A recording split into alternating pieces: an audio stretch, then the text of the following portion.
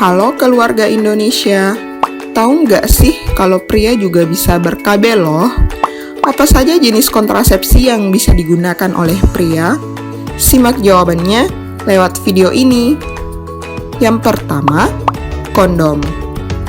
Kondom merupakan alat kontrasepsi yang terbuat dari bahan sejenis karet dan dipasang pada alat kelamin pria ketika ereksi sebelum berhubungan suami istri.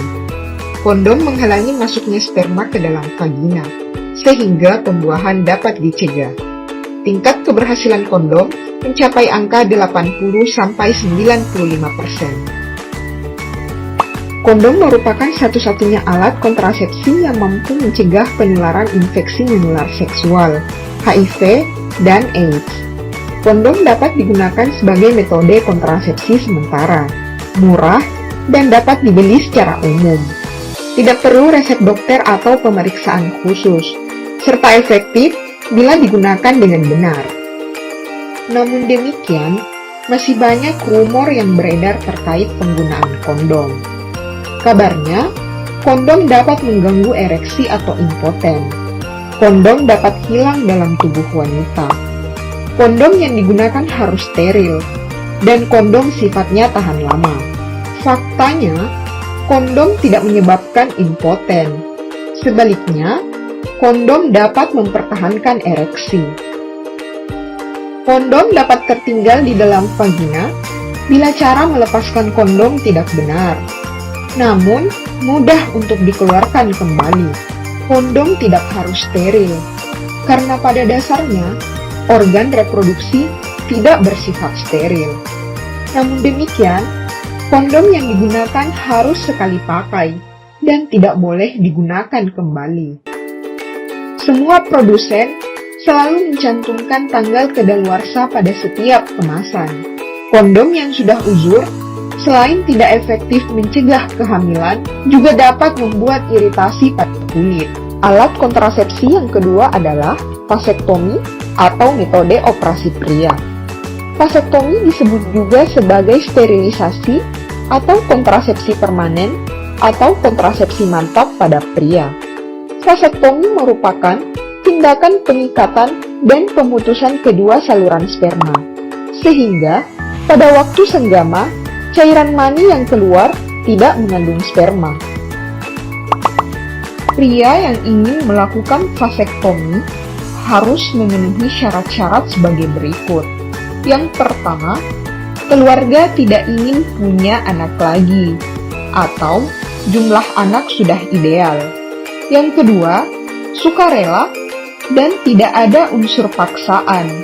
Yang ketiga, mendapatkan persetujuan dari istri. Vasektomi juga dapat dilakukan pada pria yang terinfeksi HIV atau AIDS, baik yang sedang atau tidak sedang dalam pengobatan. Prosedur vasektomi aman bagi hampir semua pria. Cepat, hanya berlangsung sekitar 10-15 menit. Tidak menghabiskan banyak waktu untuk pemulihan. Tidak ada efek samping terhadap kemampuan seksual. Efektivitas tinggi, 99% mencegah kehamilan. Meskipun demikian, masih terdapat rumor negatif terkait vasektomi, yaitu vasektomi sama dengan kebiri. Vasektomi dapat membuat suami impoten. Vasektomi akan menurunkan libido. Vasektomi dapat menyebabkan penyakit di kemudian hari. Pria yang vasektomi tidak bisa kerja berat. Vasektomi sama dengan mematikan bibit anak.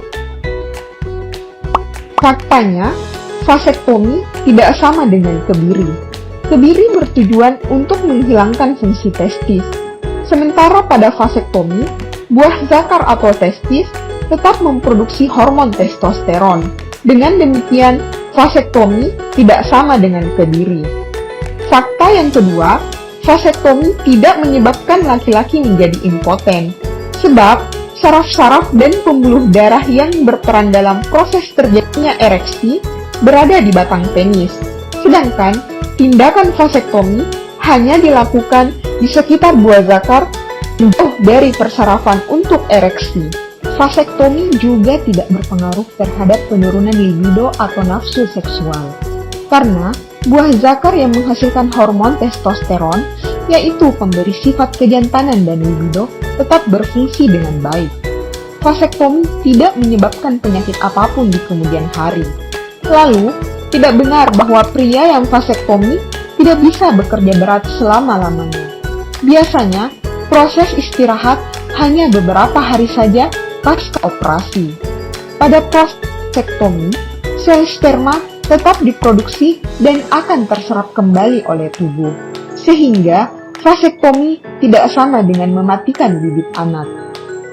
Penting untuk diketahui bahwa setelah melakukan vasektomi, tidak serta-merta prosedur ini langsung efektif, sehingga disarankan bagi pria yang telah vasektomi untuk menggunakan kondom atau alat kontrasepsi tambahan lainnya hingga 20-25 kali ejakulasi atau selama 3 bulan. Hal ini perlu dilakukan karena dikhawatirkan masih ada sperma yang tersisa dari tempat penampungan yang dulu.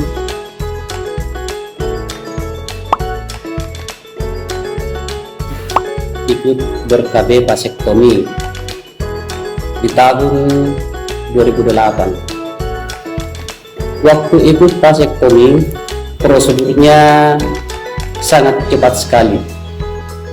Hanya memakan waktu kurang lebih 10-15 menit. Dan sampai hari ini saya tidak pernah merasakan adanya masalah, keluhan ataupun efek samping. Juga tidak mempengaruhi hubungan dengan istri.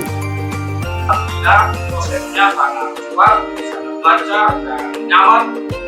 Tidak ada gangguan. Di harapan saya mari kepada bapak-bapak yang saya sebut untuk menjadi peserta KB pria ini, karena dengan dia kita bersama kita akan selalu sehat, maju dan sejahtera. Keluarga yang sehat, bahagia dan sejahtera dengan ikut ber-KB vasektomi.